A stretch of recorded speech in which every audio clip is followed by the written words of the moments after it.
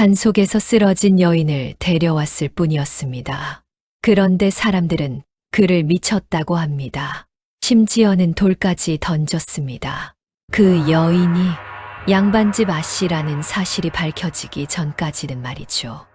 그리고 그 바보라던 사내가 마을 사람들의 목숨까지 구하게 될 줄은 그 누구도 몰랐습니다.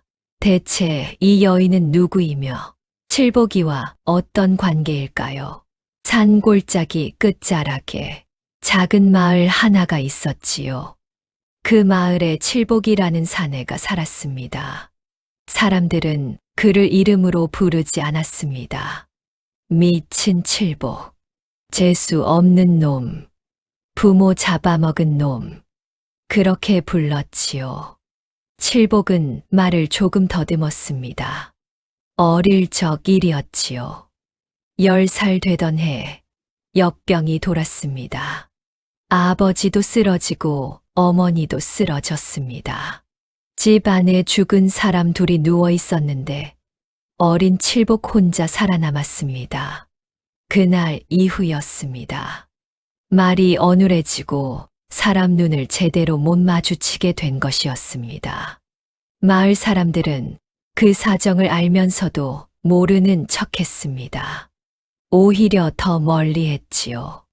저 놈 가까이 가면 재수 돋는다. 아이들까지 그렇게 배웠습니다. 어느 날이었습니다. 칠복이 산에서 나무를 해 내려오는데 아이들이 뒤에서 소리를 질렀습니다. 미친 칠복이다. 툭 작은 돌 하나가 날아왔습니다. 어깨에 맞았습니다. 칠복은 돌아보지 않았습니다. 그냥 걸었습니다. 툭, 툭 돌이 몇 개 더 날아왔습니다. 아이들이 깔깔 웃었습니다. 말도 못하는 바보다. 야, 울어봐라. 칠복은 고개를 숙인 채 그대로 지나갔습니다. 그 모습이 더 우스웠던지 아이들은 한참을 쫓아왔습니다. 그날 저녁 칠복은 장터의 나무를 내다 팔러 갔습니다. 하지만 아무도 사지 않았습니다. 저놈 나무 사면 재수 없다. 장터 상인이 손을 내저었습니다. 다른 데 가. 칠복은 입을 열었습니다. 저기 싸게 되셨어. 가라니까 사람들이 희죽거렸습니다. 칠복은 결국 나무를 다시 지고 마을로 돌아와야 했습니다. 배는 고팠습니다. 하지만 익숙한 일이었습니다. 그렇게 살아온 세월이었으니까요. 며칠 뒤였습니다. 칠복은 산 깊은 곳까지 올라갔습니다. 사람들이 잘 가지 않는 골짜기였지요. 그날따라 바람이 이상했습니다. 낙엽이 움직이는 소리가 났습니다. 칠복은 발을 멈췄습니다. 그리고 보았습니다. 사람이었습니다. 젊은 여인이 쓰러져 있었습니다. 옷은 찢어져 있었고 피가 말라붙어 있었습니다. 숨이 거의 끊어질 듯 했습니다. 칠복의 심장이 쿵 내려앉았습니다. 양반 옷이었습니다. 비단이었거든요. 칠복은 주위를 둘러봤습니다. 혹시 쫓아오는 사람이 있나? 아무도 없었습니다. 그는 잠시 망설였습니다. 괜히 엮이면 화를 입을 수도 있었습니다. 천한 나무꾼이 양반 여인과 엮인다. 좋을 리가 없지요. 하지만 여인의 손이 미세하게 떨렸습니다. 살려달라는 것처럼. 그 순간이었습니다. 칠복의 얼굴이 굳었습니다. 그리고 중얼거렸습니다. 쭉쭉 으면 안 돼. 그는 무릎을 꿇었습니다. 여인을 조심스럽게 업었습니다. 몸이 너무 가벼웠습니다. 며칠은 굶은 듯 했습니다. 산길은 험했습니다. 돌에 미끄러지고 가시에 긁히고 숨이 턱까지 차올랐습니다. 하지만 칠복은 멈추지 않았습니다. 집까지 한참이었습니다. 해가 질 때쯤 겨우 도착했습니다. 칠복의 집은 집이라 부르기도 어려웠습니다. 비바람 막는 움막 하나였지요. 그는 여인을 눕혔습니다. 그리고 물을 데웠습니다. 손이 덜덜 떨렸습니다. 괜찮아 누가 들을 것도 아닌데 그렇게 중얼거렸습니다. 밤새 간호했습니다. 죽을 끓여 조금씩 먹였습니다. 자신은 먹지 않았습니다. 다음 날 아침 여인이 눈을 떴습니다. 희미한 눈이 칠복을 바라봤습니다. 여기 칠복은 당황했습니다. 사산에 스스로 여인은 다시 눈을 감았습니다. 며칠이 흘렀습니다. 소문은 금방 퍼졌습니다. 칠복이 양반 계집 숨겼대. 마을이 뒤집혔습니다. 사람들이 몰려왔습니다. 움막 앞에 서서 수군거렸습니다. 미친 놈이 결국 사고 쳤네. 양반 계집 탐냈구만. 잡혀가면 목 날아간다. 그날 저녁 마을 이장이 찾아왔습니다. 야, 칠복이 나왔습니다. 내 그 안에 있는 여자 누구냐? 사사내 거짓말 마. 이장이 소리를 질렀습니다. 당장 내보내. 마을 망신시키지 말고. 사람들이 웅성거렸습니다. 쫓아내라. 마을에서 내보내야 돼. 칠복은 움막 문을 막았습니다. 안 돼 뭐. 아직 아파. 순간 사람들이 웃었습니다. 야, 봐라. 진짜 미친놈 맞네. 그때였습니다. 아이 하나가 돌을 집어 던졌습니다. 퍽. 칠복 이마에 맞았습니다. 피가 흘렀습니다. 하지만 칠복은 움직이지 않았습니다. 그대로 서 있었습니다. 사람들을 바라보지도 않았습니다. 그저 말했습니다. 쭉 으면 안 돼. 순간 사람들이 잠시 말을 잃었습니다. 이장은 혀를 찼습니다. 미친놈. 그리고 돌아갔습니다. 사람들도 하나둘 흩어졌습니다. 그날 밤 움막 안은 조용했습니다. 여인은 잠들어 있었고 칠복은 문 앞에 앉아 있었습니다. 이마에서는 피가 마르고 있었습니다. 하지만 그는 닥지도 않았습니다. 그저 중얼거렸습니다. 살아야 돼. 그는 몰랐습니다. 지금 구한 이 여인이 자신의 인생을 완전히 뒤집어 놓을 사람이라는 것을, 그리고 마을 사람들 모두가 언젠가 자신 앞에 무릎 꿇게 될 것이라는 것도. 마을 사람들의 시선은 여전히 싸늘했습니다. 겉으로는 아무 말도 하지 않았지만 등 뒤에서는 수군거림이 끊이지 않았습니다. 저놈 들어오고 나서부터 마을이 뒤숭숭해. 괜히 재수 없는 일이 생길 것 같단 말이야. 칠복은 다 들었습니다. 못 들은 척했습니다. 그저 더 묵묵히 일했습니다.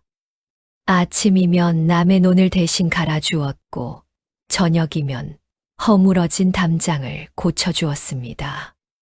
누가 부탁하지 않아도 먼저 몸을 움직였습니다. 허리가 끊어질 듯 아파도 내색하지 않았습니다.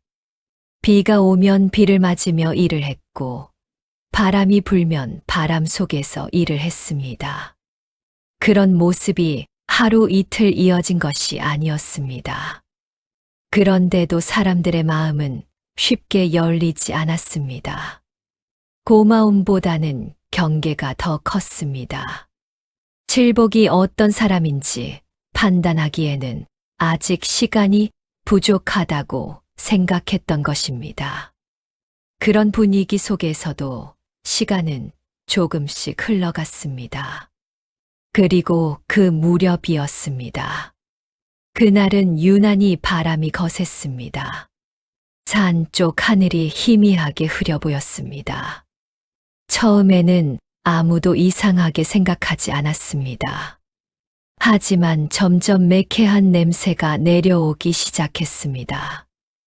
누군가 고개를 들었습니다. 그리고 외쳤습니다. 연기다 잠시 뒤불이다. 산불이다. 순식간이었습니다. 산 능선 위로 검은 연기가 치솟기 시작했습니다. 마른 나무와 풀은 불길을 만나자마자 터져 올랐습니다.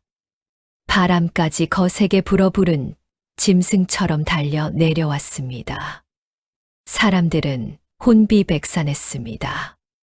아이 울음소리, 가축 울부짖는 소리, 사람들의 고함이 한꺼번에 뒤섞였습니다.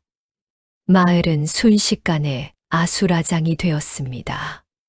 그때 가장 먼저 움직인 사람이 칠복이었습니다. 우물로 달려갔습니다. 두레박을 내려 물을 퍼 올렸습니다. 옷이 젖는 것도 신경 쓰지 않았습니다.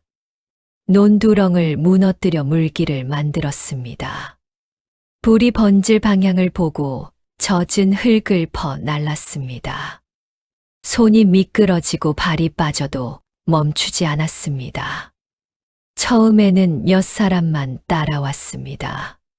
하지만 곧 마을 사람들이 하나둘 움직이기 시작했습니다. 누군가는 물을 날랐고 누군가는 흙을 퍼 날랐습니다. 칠복이 앞에서 몸을 던지고 있는 모습이 사람들을 움직이게 만든 것이었습니다. 그때였습니다. 누군가 다급하게 외쳤습니다. 아이 하나가 안 보여. 순간 주변 공기가 얼어붙었습니다. 사라진 아이는 며칠 전 칠복에게 돌을 던지던 그 아이였습니다. 사람들은 당황했습니다. 서로 얼굴만 쳐다봤습니다. 불길은 이미 코앞까지 내려와 있었습니다. 뜨거운 열기가 피부를 찔렀습니다. 그때였습니다. 칠복이 아무 말 없이 산 쪽으로 뛰어들었습니다. 야, 위험해. 누군가 소리쳤지만 칠복은 멈추지 않았습니다. 연기가 숨을 막았습니다. 눈이 따가워 제대로 뜰 수조차 없었습니다. 숨을 쉴 때마다 목이 타들어갔습니다. 그런데도 계속 들어갔습니다. 어디 있느냐, 목이 터져라 외쳤습니다. 잠시 뒤 희미한 울음소리가 들렸습니다. 아, 아저씨 무너진 나무 아래에 아이가 깔려 있었습니다. 불길은 바로 옆까지 번지고 있었습니다. 칠복은 망설이지 않았습니다. 맨손으로 나무를 밀어냈습니다. 손바닥이 찢어졌습니다. 피가 흘렀습니다. 하지만 멈추지 않았습니다. 이를 악물었습니다. 그리고 결국 아이를 꺼냈습니다. 그 순간 바람이 크게 불었습니다. 불길이 확 번졌습니다. 뒤쪽 길이 막혀버렸습니다. 멀리서 지켜보던 마을 사람들 입에서 작은 탄식이 흘러나왔습니다. 못 나온다. 그때였습니다. 칠복이 아이를 품에 안고 불길 속을 뚫고 뛰어나왔습니다. 옷은 타고 있었습니다. 머리카락 끝이 그을렸습니다. 숨이 거칠게 올라왔습니다. 다리가 휘청거렸습니다. 하지만 아이를 꽉 안고 있었습니다. 사람들은 본능적으로 길을 열어주었습니다. 사람들이 달려왔습니다. 아이를 받아 안았습니다. 누군가는 놀란 눈으로 칠복을 바라봤습니다. 하지만 아무도 말을 하지 않았습니다. 다만 사람들 눈빛이 조금 달라져 있었습니다. 그날 이후였습니다. 대놓고 욕하는 사람은 사라졌습니다. 수군거림도 조금 줄었습니다. 아이를 구해낸 그 장면이 사람들 머릿속에 남아 있었기 때문입니다. 하지만 아직 완전히 마음을 연 것은 아니었습니다. 그저 무언가가 조금 바뀌기 시작했을 뿐이었습니다.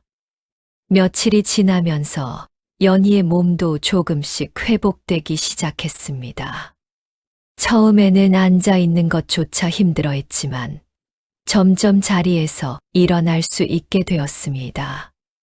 어느 날 칠복이 장작을 패다가 손을 멈추고 숨을 고르고 있을 때였습니다.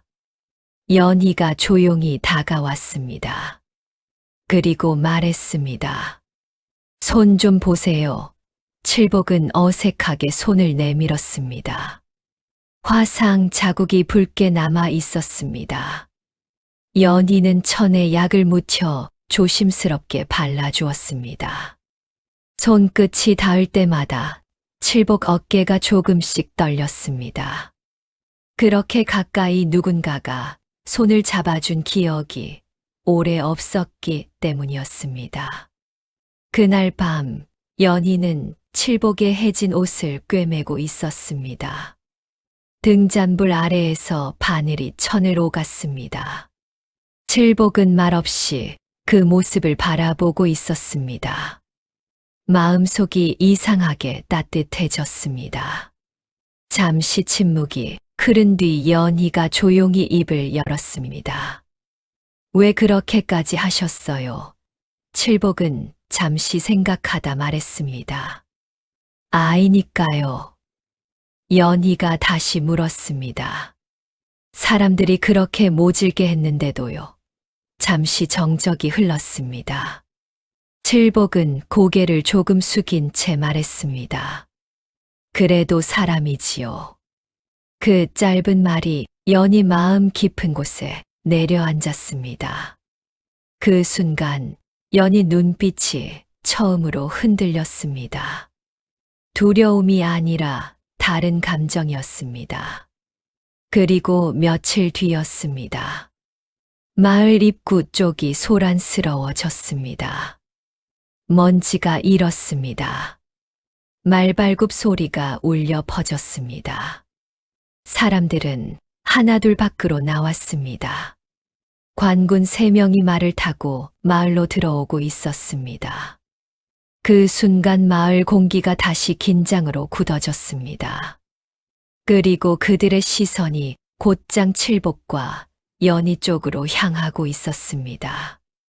무언가가 시작되고 있었습니다. 관군이 마을에 들어왔을 때 연희의 손에 들려있던 작은 놀이개 하나가 모든 시작이었습니다. 그것은 평범한 장신구가 아니었습니다. 전직 정삼품 목사 이정호 대감 집안에서만 쓰던 문양이 새겨진 물건이었습니다. 처음에는 믿기 어려웠지만 관군 중 한 사람이 그 문양을 알아보았습니다. 그리고 그날 이후 연희의 과거가 조금씩 드러나기 시작했습니다. 몇 해 전 연희의 가문은 정치적인 모함에 휘말려 하루아침에 몰락했습니다. 집안 재산은 몰수되었고 가족들은 뿔뿔이 흩어졌습니다. 연희 역시 피신 도중하인들과 함께 도망치다가 산길에서 정체 모를 사내들에게 붙잡혔습니다. 그들은 단순한 도적이 아니라 사건의 흔적을 없애려는 세력이 보낸 자들이었습니다. 연희는 결박된 채 산속으로 끌려갔고 며칠 동안 제대로 먹지도 못한 채 이동해야 했습니다. 밤에는 손이 묶인 채 나무에 기대 앉아 있어야 했고 낮에는 험한 산길을 걷다 넘어지기를 반복했습니다. 몸은 이미 한계에 가까웠습니다. 그러던 어느 날 밤 비가 쏟아졌습니다. 산길은 진흙탕이 되었고 사내들 역시 움직임이 느려졌습니다. 그 틈이 유일한 기회였습니다. 연희는 손목이 찢어질 만큼 몸을 비틀어 묶인 줄을 나무 껍질에 문지르기 시작했습니다. 피부가 벗겨지고 피가 흘렀지만 멈추지 않았습니다.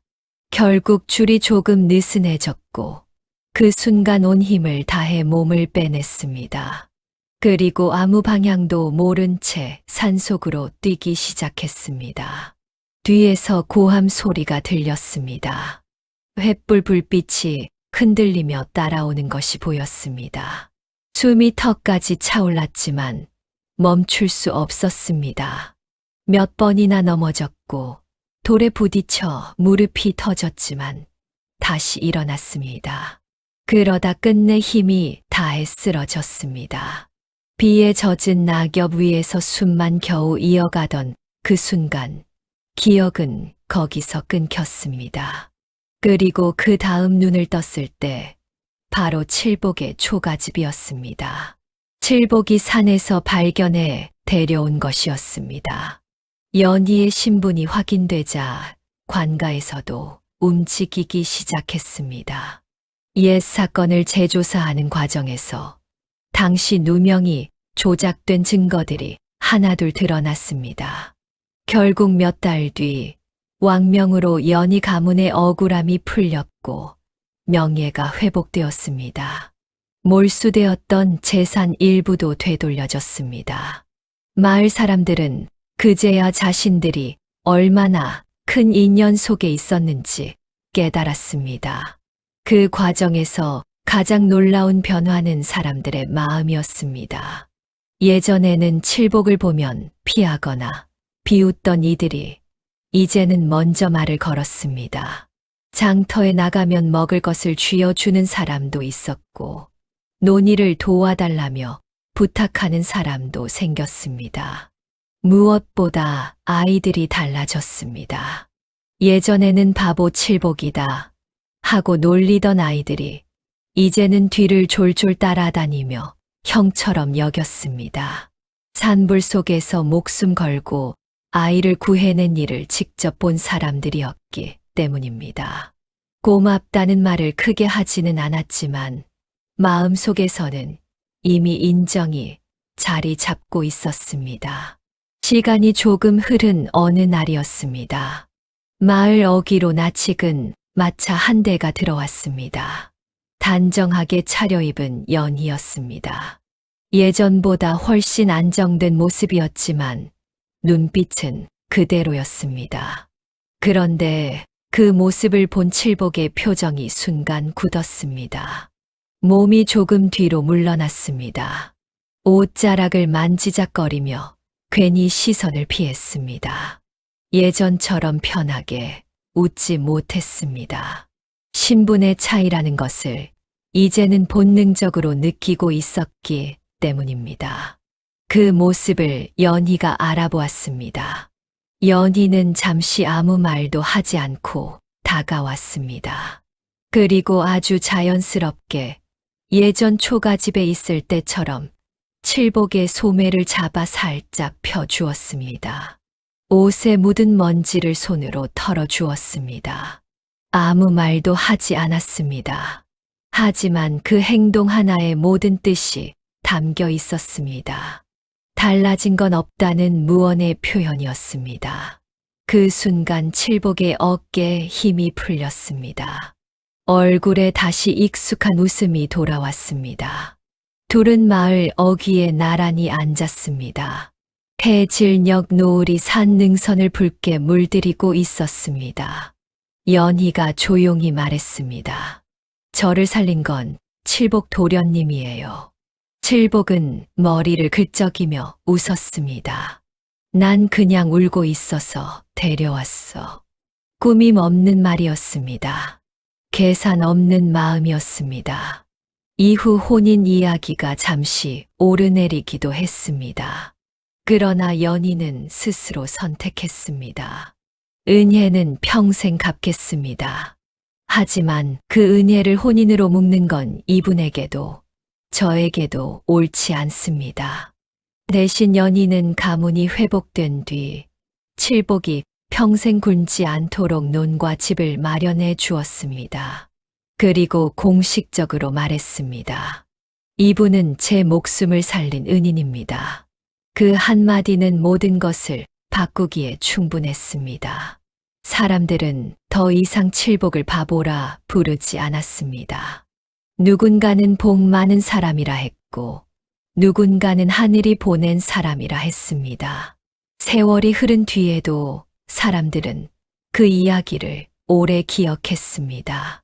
산속에서 버려진 여인을 데려온 사내, 그리고 그 인연이 한 집안의 명예를 되살렸다는 이야기 말입니다. 사람은 겉모습으로 판단하면 안 된다는 것을 그 마을 사람들은 뒤늦게야 깨달았습니다. 가장 모자라 보이던 사람이 가장 큰 일을 해냈고, 가장 천하게 보이던 사람이 가장 귀한 마음을 가지고 있었기 때문입니다.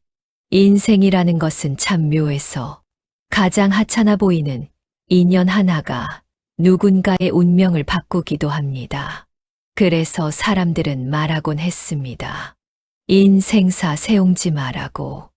복은 멀리 있는 것이 아니라 사람의 마음 속에 있는 것이라고요. 이야기 재밌으셨나요? 다음 편에도 더 좋은 영상 올릴 수 있도록 구독과 좋아요 눌러주세요.